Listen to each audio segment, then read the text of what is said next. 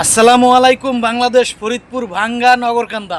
আপনারা কেমন আছেন? আমি জানি আপনারা ভালো আছেন। আচ্ছা, আপনারা বলেন তো, আমাদের এই জাতীয় নির্বাচনে প্রশাসন কি নিরপেক্ষ ভূমিকা পালন করতে পারবে, নাকি কোনো দলের দিকে সাইড হয়ে যাবে?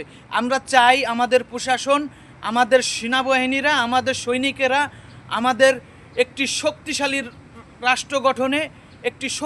রাষ্ট্র গঠনে জনগণের সাথে সুন্দর নিরপেক্ষ আচরণ করবে এবং সর্বোচ্চ ভূমিকা রাখবে।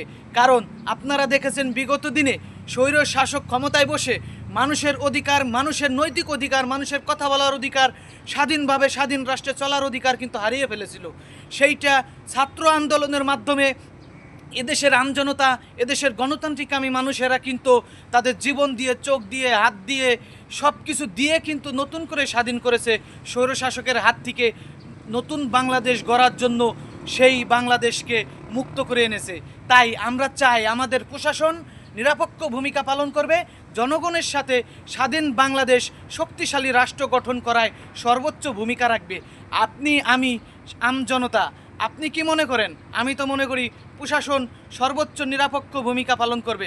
আমরা চাই এইটা, যে আমাদের প্রশাসন নিজ গতিতে নয়, আইনের গতিতে চলবে, জনগণের নিরপেক্ষভাবে জনগণের সমস্যার সমাধান করবে।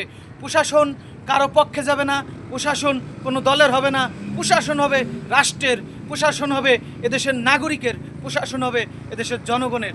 আশা করি আপনারা বুঝতে পারছেন। অবশ্যই আপনারা কমেন্ট বক্সে জানাই যাবেন, লাইক করে, শেয়ার করে, কমেন্ট করে অবশ্যই সাথে থাকবেন, সৎ কথা বলবেন, সৎ পথে থাকবেন। আমরা যদি আবারও সেই পিছনের দিকে ফিরে যাই একটা ভুলের কারণে, সেই ভুলটা কি হবে জানেন? টাকা খেয়ে অন্যায়কারীকে যদি আপনি ভোট দেন, আপনার রাষ্ট্র আবারও সেই বিপদের দিকে চলে যাবে। তাই টাকা না খেয়ে সৎ লোককে ভোট দিবেন, যে আপনার কল্যাণে, রাষ্ট্রের কল্যাণে কাজ করতে পারবে। ভালো থাকবেন, সুস্থ থাকবেন।